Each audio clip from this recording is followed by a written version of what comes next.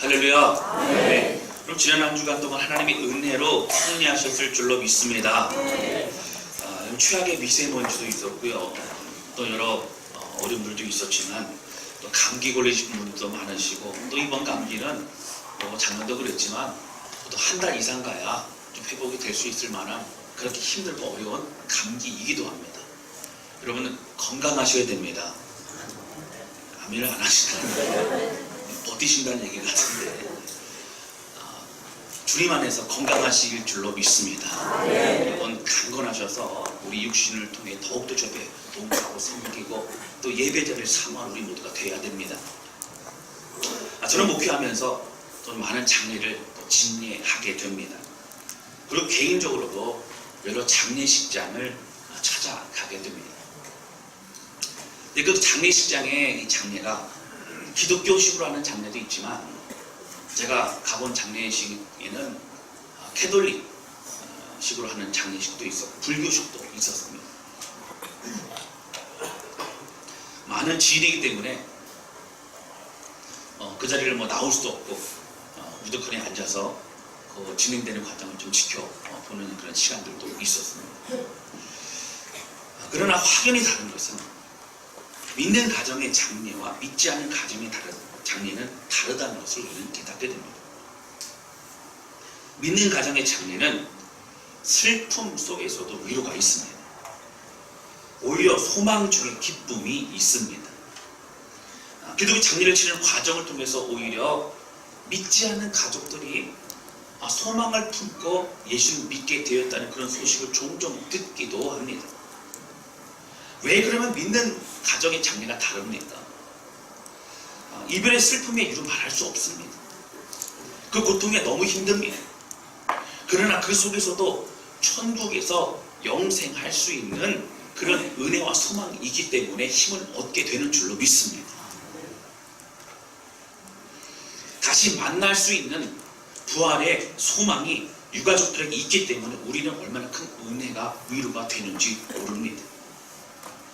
그래서 슬픔 가운데 소망을 갖게 됩니다. 그래서 슬픔으로 시간을 보내기보다는 오히려 남은 인생을 더욱더 값지게 주를 위해 쓰임받기를 원한다는 고백을 하게 된다라고 하는 것입니다. 기독교는 회복의 종교요 또 위로와 은혜의 종교입니다. 그래서 기쁨이 있어요. 환난 중에도 우리와 함께 하시는 그 주님으로 인하여 우리 기뻐할 수 있다고 하는 것입니다. 할렐루야. 오늘 사도 바울은 그의 삶 속에서 능력의 근원이 무엇인가, 힘있게 그의 모든 사역을 잘 감당할 수 있었던 그 이유가 무엇인가, 오늘 사도 바울은 빌립보서의 말씀을 통해서 우리에게 가르침을 주고 있다고 하는 것입니다. 사실 빌립보서는 옥중서신입니다. 옥중서신은 감옥에서, 로마의 감옥에서 썼던 편지입니다. 처음에 사도 바울은 로마의 감옥에 가셨을 때 연금 상태였습니다. 연금 상태, 여러분 아시는 것처럼 집을 정해주고 집 밖에 나갈 수가 없어요. 그 안에서는 편하게 사실은 있을 수 있습니다. 그러나 앞으로 어떻게 될지 모르는 그런 두려움이 있죠. 사실 사람들이 집 안으로 들어오는 것은 허락이 되어졌기 때문에 그 과정을 통해서 또 복음도 전하고 사람들도 만나고 하는 그런 시간들도 있었습니다. 그런데 나중에는 로마의 그 지하 감옥에 갇히게 됩니다. 로마의 지하 감옥 차디차고요, 또 습하고 또 겨울에 되면 얼마나 추운지 모릅니다. 디모데 후서에 보시면 내 겉옷 좀 갖다 달라, 너무 춥다, 이런 고백을 할 정도로 힘들었던 것이 바로 로마의 감옥 생활이었습니다. 그러한 차디찬 로마의 감옥에서 당장 언제 죽을지 모르는, 언제 집행될지 모르는 그런 위기의 상황에서도 물론 빌립보서 전체에 흐르는 주제가 무엇입니까? 기뻐하라고 합니다.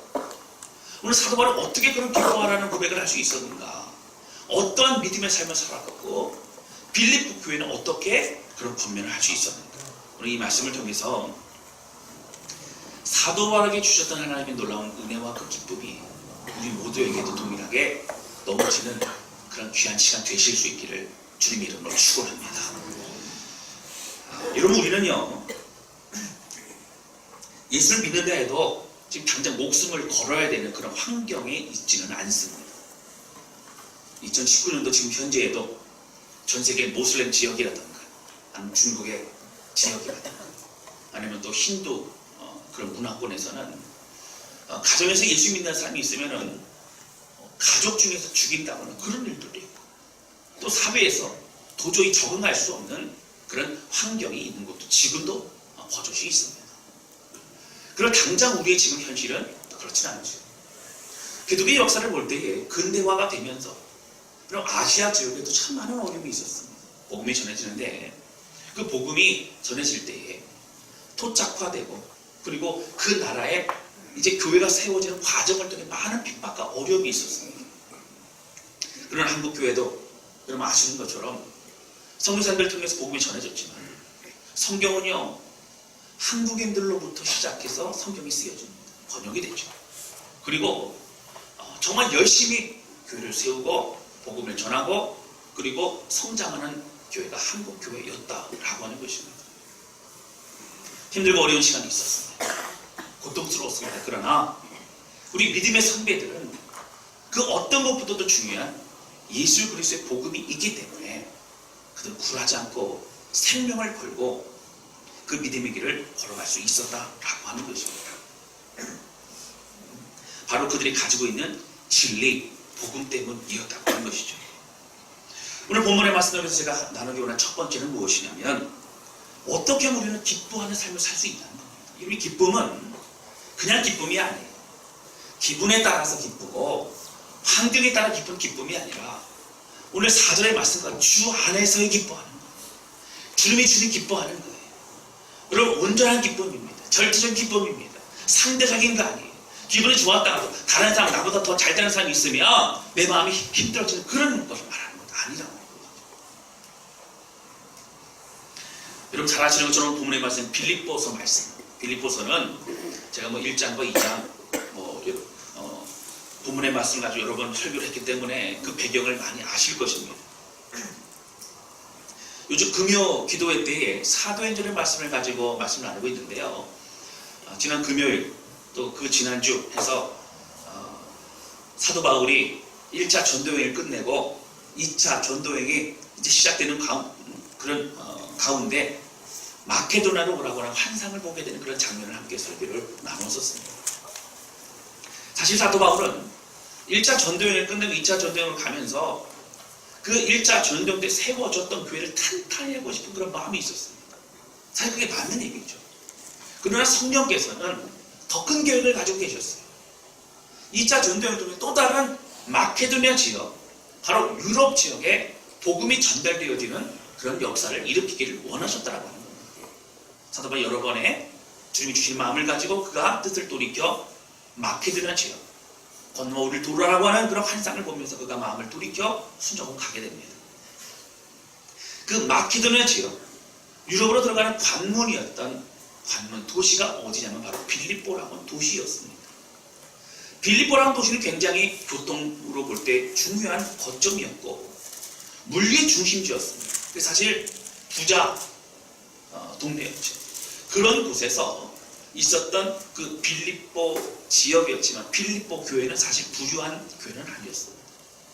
그러나 빌립보 교회는 늘 사도 바울의 사역을 돕고 섬겼던 그러한 교회였습니다. 애틋한 교회였어요. 제가 지난번에 오후 예배 때 루디아에 대해서 한번 설명을 드렸는데 여기서 나오죠. 루디아는 두아디아 지역에서 있었던 출신입니다. 두아디아 지역이 어떤 지역이죠? 바로 염색을 잘했던 지역입니다. 염색 기술을 가지고 있었던 루디아는 이 자주색, 고급스러운 귀족들이 입는 그 자주색 염료를 가지고 잘 염색을 해서 팔았던 옷감 장수였습니다. 그가 사도 바울을 만나고 인생이 변합니다. 그리고 그의 집을 오픈하여서 이제 빌립보 교회가 시작될 수 있도록 그렇게 섬기게 됩니다. 루디아를 비롯한 많은 주의 백성들이 함께 사도 바울의 사역에 동역을 했고 힘들고 어려울 때 사람을 보내서 돌보고 섬길 수 있도록 했던 것이 바로 빌립보 교회였습니다. 무슨 소식을 들어도 먼저 움직이고 먼저 함께했던 그런 교회가 빌립보 교회였다라고 하는 것입니다. 오늘 빌립보 교회의 빌립보서를 말씀 보면 애틋한 사랑이 들어가 있어요. 처음서부터 감사하고 기뻐하고 그리고 축복하고 이런 내용이 계속 나옵니다. 오늘 그러면 그런 빌립보 교회의 사도는 뭐라고 하고 있습니까? 기뻐하라는 거예요. 기뻐하라. 내가 지금 로마의 감옥에 있지만 정말 너희에게 해주고 싶은 말은 뭐냐면 기뻐하라는 거예요. 여러분 사실 빌립보 교회 성도들은요, 사도 바울이 로마의 감옥에 있고 건강 상태 여러 가지를 가지고 참 많이 기도했던 그런 성도들입니다. 걱정이 되죠. 그래서 사도 바울이 기뻐하라고 하니까 그럼 뭐 때문에 기뻐해야 되는지 알고 있지만 어떤 기뻐하는 삶을 살아야 되는지에 대해서 이 빌립보서의 말씀 통해 그들은 깨닫게 되고 있다고 하는 것이죠. 오늘 본문의 말씀 보시면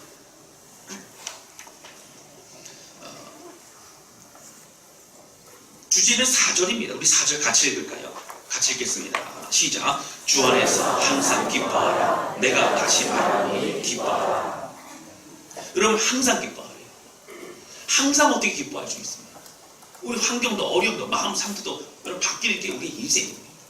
그러나 항상 기뻐하래요. 근데 이 기뻐하라는 것은 주 안에서 기뻐하래요. 주님이 주시는 기쁨을 누리라는 겁니다. 주님 때문에 기뻐하라는 겁니다. 이런 환경이 아니라 이런 영향받는 게 아니라 주님으로 인하여 살아가는 인생을 말하고 있다고 하는 것이죠. 여러분 정말 어려움 속에 있었지만 사도 바울은 그는 어렵지 않았어요. 그는 힘들고 고난의 그 삶을 살았지만 그는 그렇게 힘들지 않았습니다. 이거 왜 그럴까요? 무슨 말일까요? 환경은 어려웠어요. 사람들로부터 힘들었어요. 그러나 그의 마음은 예수 그리스도 주님이 준 은혜 때문에 이미 충만한 삶을 누리고 있었다고 하는 거예요. 할렐루야.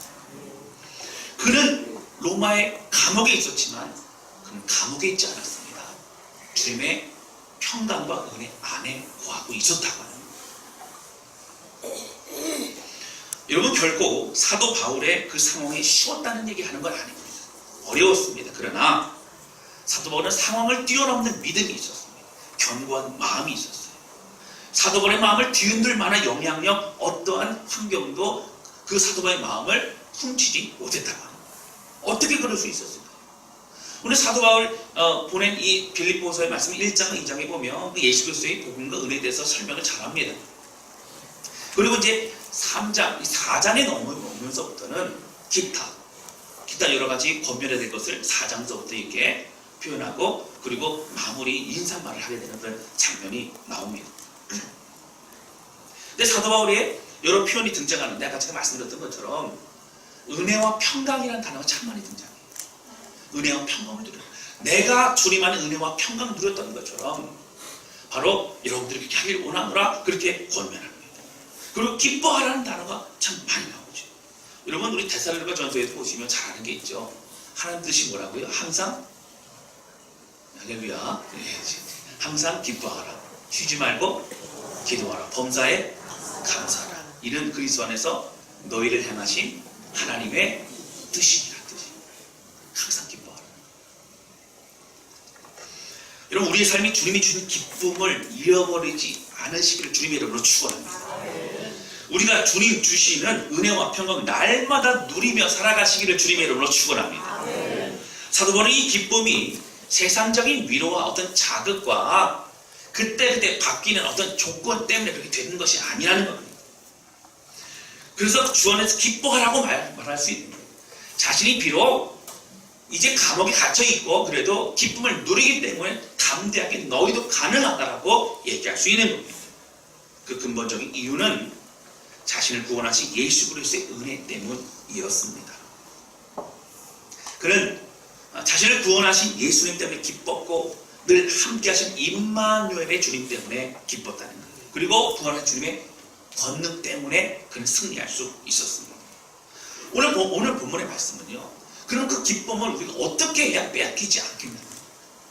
그럼 사실 우리가 예배드리고 은혜 받고 막 그러면 뜨겁고 막 그런 것 같아요. 충만한 거 회복된 것 같아요. 근데 교회 문 밖을 나서면 다시 옛날로 돌아가고. 그 어떤 분이 그러시더라고요. 목사님, 교회만 오면 기쁜데 충만한데 교회만 나가면 금방 잊어버리고 그런다고 하더라고요. 제가 위로할 때는 아이고 금방 잊어버려도 또 다시 은혜 받으시면 되죠라고 했지만 너무 많이 잊어버리면 안 돼요. 너무 날마다 새 신자 같고 새 가족 같으면 안 돼요. 날마다 은혜를 차곡차곡 쌓아가야 돼요. 할렐루야. 이제 4장에 보면 여러 가지를 좀 그중에 3가지를 얘기합니다. 어떻게 해야 우리가 기쁨을 빼앗기지 않고 유지하고 그 기쁨을 살아갈 수 있는가. 첫 번째는 무엇이냐면 2절 말씀 보세요. 그 2절 같이 얘기했습니다. 시작. 내가 유오디아를 권하고 순두리를 권하노니 주 안에서 같은 마음을 품어라. 아멘. 여러분 여기 보면 사실 편지를 보내지만 권하노니 어떻게 보면 권면하는 부분에 있어서 이름이 들어가는 건 쉽지 않죠. 제가 설교하면서 누구 이름 막 대고 그렇게 설교하지 않지 않습니까? 더군다나 칭찬도 아니고 여러분 이렇게 어떤 권면을 하는 내용이 있어서는 이름 대기가 쉽지 않죠. 근데 이름은 왜 됐을까요? 여기 유오디아와 순두계라고 하는 사람은 빌립보 교회에서 영향력을 미치는 그런 하나님의 백성들이었습니다. 잘은 모르겠는데 여러분 미국 교회나 이민 교회들 보면 왕언니들이 있다 그러잖아요. 왕언니들. 그래서 교회에서도 막 집사님 해야 되는데 언니 그래가지고 하면서 이 왕언니의 기분에 따라서 교회가 휘청휘청 한다는 거예요. 그 왕언니가 목사님하고 싸우면 어떻게 해요? 교회 옮기면 또 우르르 가고. 그게 사실 이민교회의 현실입니다. 아마 미국이나 그런 곳에 있는 분들 얘기 들어보시면 뭐 사실 뭐 그런 상황이죠. 근데 갈등이 있었던 거예요. 유오디라는 사람과 순두계라는 사람이 갈등이 있었습니다. 그러다 보니까 그 갈등 때문에 어떻게 해요? 교회 안에 어려움이 있는 거예요. 은혜가 안 되는 거예요. 힘든 거예요. 여러분 우리도 마찬가지예요. 우리의 마음이요. 우리 가족들 간에도 어려움이 있고 갈등이 있으면 여러분 예배드릴 때 은혜가 안 됩니다. 희한한 걸 여러분 하나 비밀 알려드릴게요. 제가 여기서 이렇게 설교를 하잖아요. 100%는 아닌데 여러분들 중에 부부싸움 하시는 분들 티가 나요. 잘 모르시나 본데 특히 옆에 분 같이 인사를 하라 그러면요. 이게 눈도 안 마주치고 그런 분도 계시고 티가 납니다. 마음 힘들고 어려우면 설교 말씀 안 들어요. 어렵습니다. 그게 뭐라고 고민하죠? 갈등 가운데 서로 화해하고 하나 되라. 뭐라고요? 그리스도 안에서 서로 한 마음을 품어라. 이렇게 나옵니다. 여러분 오해하시면 안 돼요. 자, 2절 다시 한번 보세요. 유오디를 권하고 순두계를 권하노니 주 안에서 같은 마음을 품어라. 여러분 이 얘기는 누가 잘했고 잘못했고의 부분이 아니라는 거예요. 주님 안에서 주님의 말씀에 맞추고서 같이 같은 마음을 품으라는 거예요. 어떤 한쪽의 마음으로 같이 하라는 게 아니에요. 예수 그리스도의 말씀 앞에 같이 마음을 합하라는 거예요. 할렐루야. 이게 중요합니다. 교회라도 마찬가지예요. 봉사하고 섬기다 보면 갈등이 있을 수 있어요. 교사다 보면 갈등이 있을 수 있어요. 성가다 보면 갈등이 있을 수 있어요. 여러분 뭐 안내 쓰거나 뭐 하거나 뭐 주방하다 보면 갈등이 있을 수 있어요. 그럼 어떻게 해요? 옳고 그름의 문제가 아니라 주 안에서 같은 마음을 품어라. 주님의 말씀 앞에 하나 되라. 할렐루야. 그럼 이렇게 될 때 우리가 마음을 빼앗기지 않는 거예요. 주님 풍성한 은혜와 감격을 가지고 살아갈 수 있는 줄로 믿습니다. 사랑하는 성도 여러분, 오늘 모두 하나 되어 마음을 같이 하여 한 마음을 품고 주의 길로 걸어가는 우리 모두 모든 성도를 되실 수 있기를 주님 이름으로 축원합니다. 부모와의 갈등 여러분 해결하세요. 자녀와의 갈등 해결하세요. 이 자녀와의 갈등 쉽지 않죠. 내 뜻대로 안 되고 힘들고 어렵고, 그러나 기도하면서 내려놓고 정말 주의 마음을 들여 나갈 때 하나님께서 가정의 은혜를 더해 주실 줄로 믿습니다. 그럼 두 번째요. 오늘 사도 바울이 그 주의 은혜와 감격, 기쁨을 빼앗기지 않기 위해서 뭐 어떻게 되나? 5절 말씀 보세요. 5절 같이 읽겠습니다. 시작. 너희 관용을 모든 사람에게 알게 하라. 주께서 가까우시니라. 이 관용이라는 얘기는 뭐냐면 사랑과 긍휼을 말합니다. 용납을 말하죠. 여러분 어떤 일이 있을 때 이 얘기는 어떤 갈등이 아니라 어떤 사람이 자신에게 잘못 행한 것이 있을 때 그때 어떻게 하라고요? 용서하라. 그런데 용서를 구할 때 용서하라는 거예요. 그 마음을 오래 품고 있으면 힘든 거예요. 여러분 사실 우리가 제가 이제 상담도 공부하고 하다 보면 이런 내용들이 있어요. 부모와의 갈등 가운데 옛날부터 상처받은 그런 마음들이 있습니다. 그래서 사실은 부모를 용서하기 쉽지가 않아요. 그리고 자녀로부터 받은 상처도 있어요.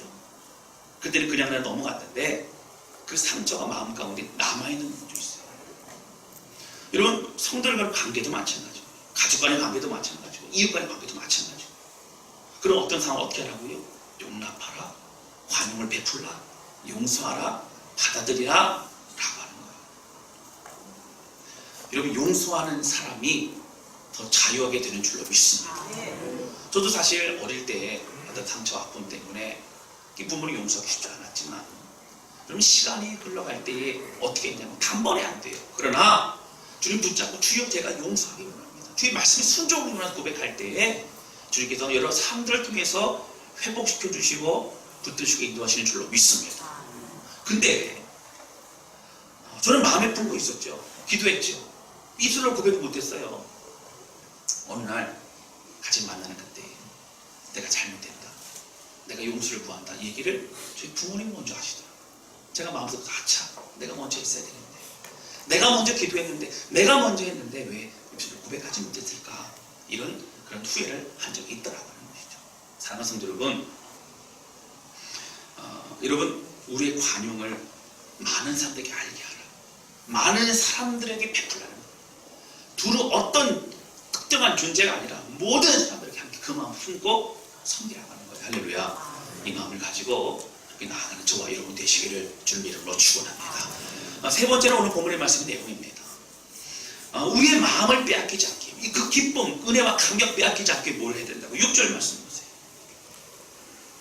우리 6절 같이 읽겠습니다. 시작. 아무것도 염려하지 말고 다만 모든 일에 기도와 간구로 너희 구할 것을 감사하고 아멘. 여러분, 하나님이 주신 기쁨과 은혜와 평강을 잃어버리지 않기 위해서는 염려를 어떻게 다룰지가 중요합니다. 환경 때문에 힘들어하는 사람은요, 새로운 환경이 새로운 어려움이 있을 때마다 그때마다 머리 싸매고 들어오는 거예요. 어렵습니다. 그리고 여러분, 제가 얘기합니다. 주님 만나는 그날까지 우리의 삶의 어려움이 완전히 사라지지는 않습니다. 계속적 어려움이 있어요. 근데 문제는 뭐예요? 그 어려움을 받아들이냐, 아니면 어려움을 믿음으로 이겨내서 어려움이 아닌 것으로 우리가 느끼고 받아들이냐는 다른 차원의 얘기라고 하는 겁니다. 여러분, 당장 찾아오지 않는 날들은 뻔히 눈에 보이는 어려움이 있을 수 있어요. 맞아요. 우리의 삶에 문제가 없는 사람은 어디 있겠습니까? 그래서 개인적으로 저희가 상담하고 또 기도 좀 부탁하는 분들 보면 정말 각 가정마다 어려움이 있어요. 여러분, 앞에 분, 뒤에 분 한번 얼굴 쳐다보세요.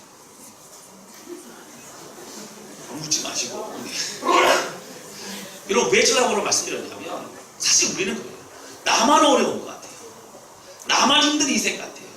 나만 좌절된 것 같아요. 그러니까 여러분, 잘 기억하시기 바랍니다. 우리 모두 다 어려움의 길을 걸어가고 있어요. 그러나 그 어려움의 길을 어떻게 믿음 안에서 승리하며 경주하는가, 그게 중요하더라고요. 사랑하는 성도 여러분, 우리 믿음의 공동체 안에 서로 힘을 내어 나아가는 그런 우리 모두가 승리한 우리 모두 되시기를 주님의 이름으로 축원합니다. 여러분, 그런데요, 우리가 잘 알고 있는 6절 7절이죠. 자, 우리 7절도 이어서 읽을 거예요. 7절 같이 읽겠습니다. 시작. 그래야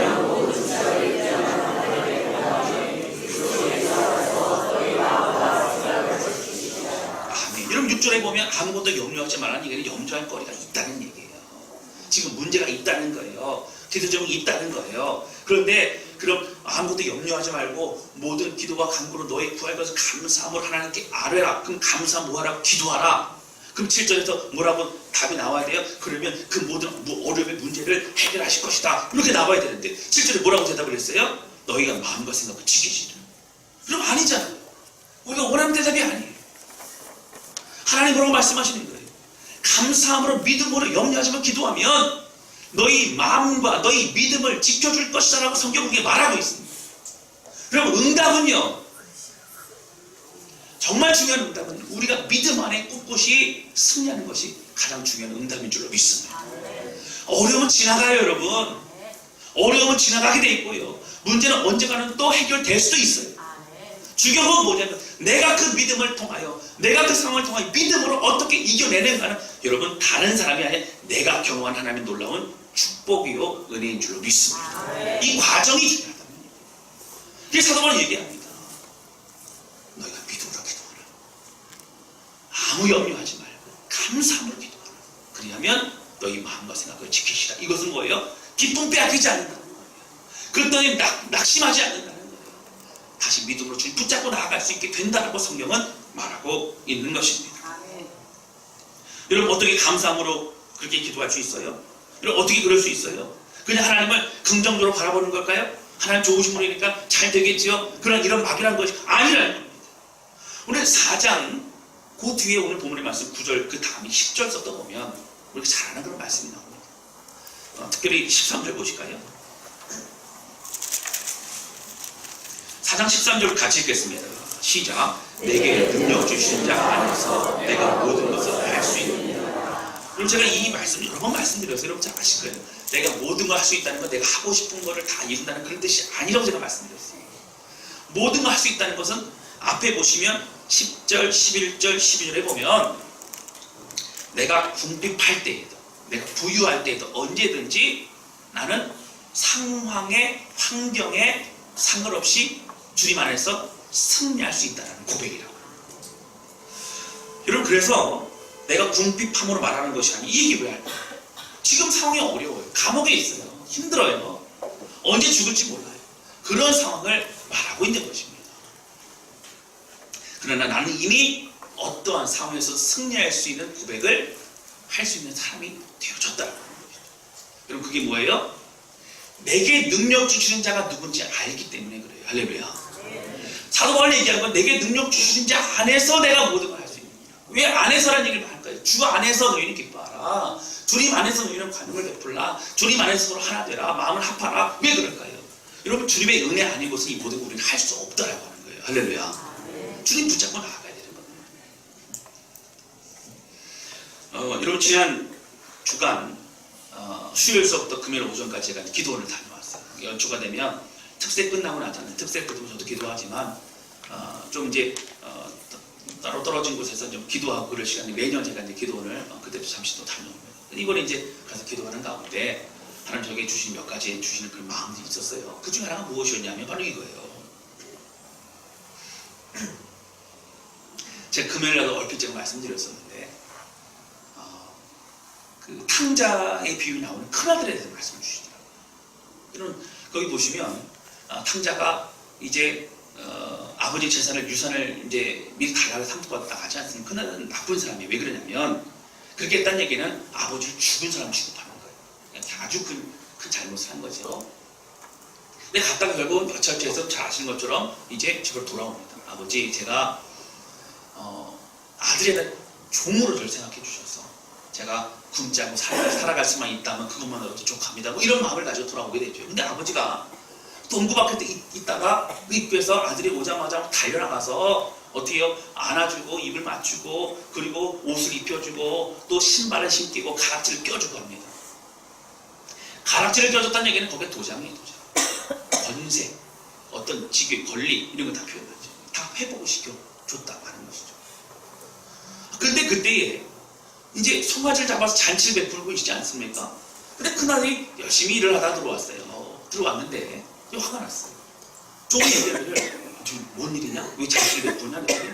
작은 아들이 왔는데 동생이 왔는데 여차여차해서 지금 잔치 베풀고 있어. 이런 얘기를 이제 듣는 거예요. 그때 화가 나는 거예요. 그때 했던 얘기가 뭐냐면 잘 기억하세요. 아버지 제가 동생은 저렇게 잘못하고 들어왔는데 송아지를 잡아주시는데 제가 평소에 열심히 일을 했지만 저에게 염소 새끼 하나 잡아준 적이 있습니까? 이렇게. 이런 사실 성경학자들은 이렇게 생각해요. 큰아들이 큰아들을 위해서 아버지가 염소 새끼 하나 잡아주지 않았다고 생각하지 않습니다. 그 비유주고 말하지만 더 큰 어떤 보상과 더 큰 어떤 것들을 받고 싶은 그런 마음이 있었을 것이라는 거예요. 근데 중요한 건 무엇일까요? 여러분 우리가요 아버지 얘기를 잘 집중해봐야 돼요. 이런 얘기하죠. 아들아 내 것이 다 누구 것이라고요? 내 것이 아니냐는 거죠. 왜 성경 그 얘기할까요? 여러분 사실 뭐 재산이 당장 뭐 아버지 것이 뭐 아들 것이겠지 그런 얘기가 아니라 충분히 누릴 수 있고 기뻐할 수 있는 그런 삶이었지만 아들은 어떤 삶을 살았어요? 종의 삶을 살았어요. 아들은 노예의 삶을 살았어요. 아들은 열심히 일하는 것만이 중요한 줄 알았어요. 그럼 아버지로부터 인정받는 줄 알았어요. 아버지가 그렇게만 하면 기뻐하는 줄 알았어요. 그러면 아니에요. 몇 가지 내용이 있지만 아버지의 마음을 헤아려 아는 것이 너무나 중요했다는 겁니다. 사랑하는 성도들, 저는 그 말씀을 묵상하고 주신 말씀 가운데 나가면서 저와 또 다섯개 모든 성도들이요. 그리고 봉사, 섬김 다 중요하고 이것이 중요하지만 오늘 우리 안에 열심히 신앙생활 왜 자꾸 우리의 삶의 환경이 어려움이 올 때마다 낙망하고 좌절하고 여러분과 똑같이 힘들어하느냐? 무엇이 없느냐는 거예요. 이건 아버지의 것이 아들인 거죠. 오늘 우리에게 주신 놀라운 은혜와 감격과 십자가의 권능을 가지고 누리며 살아가야 된다라고 하는 것입니다. 할렐루야. 사랑하는 성도 여러분, 아버지의 것이 우리 것이에요. 예수 그리스도의 십자가의 은혜가 우리 것이에요. 여러분, 부활의 권능이 우리 것이에요. 할렐루야. 근데 우리는 어떻게 해요? 그걸 가지고 살지 못해요. 오늘 본문의 말씀 잘 보세요. 주님 안에서 계속 말하죠. 주님이 주시는 은혜를 가지고 살아가는 거예요. 주님 때문에 주님 안에서 너희는 기뻐하라는 거예요. 항상 기뻐하라는 거예요. 그것이 주님 안에 거할 때만이 가능하다고, 주님 은혜를 가지고 있을 때만 가능하다고 우리가 말하고 있다라고 하는 것입니다. 여러분, 사도 바울이 끝까지 믿음을 걸어갈 수 있었던 것은 오늘 본문의 말씀에 나온 것처럼 13절처럼 내게 능력 주시는 자 그 주님을 붙잡고 나가는 믿음 때문에 그랬습니다. 예수 그리스도 이름만 외쳐도 그 은혜가 그의 가슴 심령 가운데 차고 넘치는 감격으로 바뀌어지기 때문에 그랬더라고요.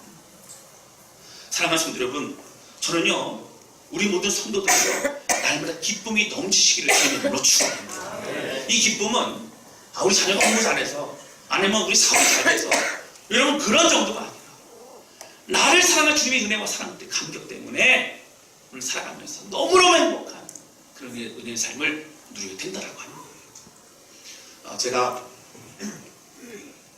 또 존경하고 좋아하는 목사님 몇 분도 계셔서 같이 또 교제를 하는 그런 분들이 계십니다. 그런데 이제 그분들 중에 좀 나이가 있는 분이 참 귀한 분이 계세요. 한 분이 같이 모여있는 목사님들한테 이런 질문하시는 거예요. 목사님들 목회하시면 행복하십니까? 이렇게 물어보고 여러분 대답을 어떻게 했을까요? 참 어려운 질문이죠. 제가 목사님 마음을 어떻게 합니까? 그럴 수 있는데 그러니까 일단 다른 분들도 보니까 목회가 행복합니까? 그러니까 선뜻 대답을 못 하시더라고요. 그러다가 네 행복합니다 이렇게 대답하고 저는 뭐라고 대답했을까요? 네, 그렇죠. 네, 행복하다고 했죠. 근데 한 박자 느리게 행복하다고 했어요. 제가 그러니까 잠깐 이 생각을 한 거예요. 여러분 제가 그 목사님 그런 얘기 하시더라고요. 목회는 어렵지만 주님 때문에 목회가 행복해야 된다. 제가 그 얘기를 가지고 또 묵상하면서 하나님 그렇습니다. 목회는 어차피 주어집니다. 내가 하나님 앞에 쓰임 받을 수 있고 하나님의 길을 걸어갈 수 있는 기회고 감사한데 그 목회의 기회를 내가 어떻게 하나님께 드릴 수 있는 게 중요하다고 합니다. 여러분 목회자가 기쁘면요 그 기쁨이 흘러가게 되는 줄로 믿습니다. 여러분 교사들의 기쁨을 항상 느끼게 된다니까요. 여러분 성가대 지휘자라던가 아니면 성가대에 있는 분들 앞에서 정말 기쁨을 가지고 찬양을 하나님 앞에 드리면요 모든 성도들이 함께 느끼게 되는 줄로 믿습니다. 제가 안타까운 게 평소에는 제가 성가대에 얼굴을 못 봐서 제가 안타까워요. 늘 뒷모습만 봐서. 근데 칸타타 할 때는 제가 내려가잖아요. 잘 모르시죠? 내려가서 제가 눈을 유심히 쳐다봅니다. 얼굴을 쳐다봐요. 근데 그 기쁨의 얼굴을 볼 때마다 얼마나 감격스러운지 몰라요. 여러분 그리스도 안에서 행복하다는 것은 내 환경과 삶과 뭐 걱정거리가 없다 이런 얘기 아니에요. 주님의 은혜와 감격 때문에 행복하다고 하는 거예요. 할렐루야. 사랑하는 성도 여러분, 오늘 큰아들과 같이 일만 하는 사람 안 됩니다. 오늘 열심히 신앙생활 한다고 여러분 지금 기뻐하시는 게 아니에요. 정말 무엇 때문에 기뻐하는가? 무엇의 은혜로 살아가는가? 여러분 그렇다고 기뻐하라 했다고 또 죄에 대해서 막 민감하지 못하고 무조건 그냥 뭐 아파하지도 않고 그렇게 하라는 얘기 아니에요. 정말 우리의 죄를 하나님 앞에 회개하고 고백하고 눈물을 흘리고 애통해하며 고백하는 자들 가운데 진정한 자유가 있게 되는 줄로 믿습니다. 사랑하는 성도 여러분, 진리가 우리를 자유케 합니다.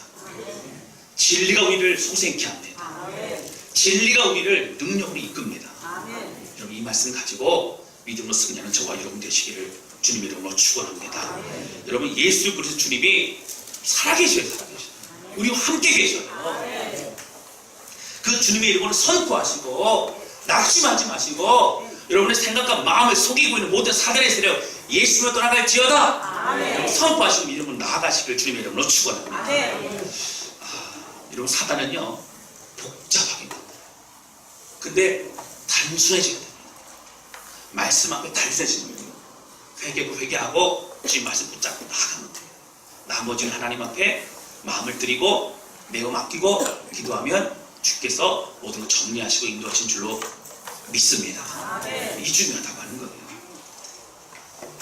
그리스도 안에 상황을 뛰어넘는 믿음, 정말 주 안에 항상 기뻐할 수 있는 믿음, 은혜를 누리시기를 주님의 이름으로 축원합니다. 두 번째는 다음에 하도록 하겠습니다. 여러분, 그래서 이 말씀으로 마감을 하는데요. 여러분, 정리합니다. 우리 큰아들처럼 살지 말고 정말 누리세요. 기뻐하세요. 감사하세요. 우리에게 주신 십자가 은혜와 감격, 또 내게 주신 예수 그리스도의 이름, 권능, 날마다 선포하고 기뻐하면서 오늘 아무것도 염려하지 말고 모든 일의 기도와 간구로 놓여있고 감사함을 하나님께 아뢰는, 그리고 우리 마음의 평강과 모든 걸 지켜주시는 것인 그 주님을 경험하면 늘 날마다 승리하는 저와 여러분 되시기를 주님 이름으로 축원합니다. 왜 옆에 분 앞에 분 뒤에 분 인사 나누고 뭐라고 하시냐면, 집사님 주님 안에서 기뻐하세요. 주님 안에서 기뻐하세요. 기뻐하세요. 같이 인사 나누겠습니다. 집사님 주님 안에서 기뻐하세요. 집사님 주님 안에서 기뻐하세요. 집사님 주님 안에서 기뻐하세요. 주님 살아계십니다. 주님 안에서 기뻐하세요.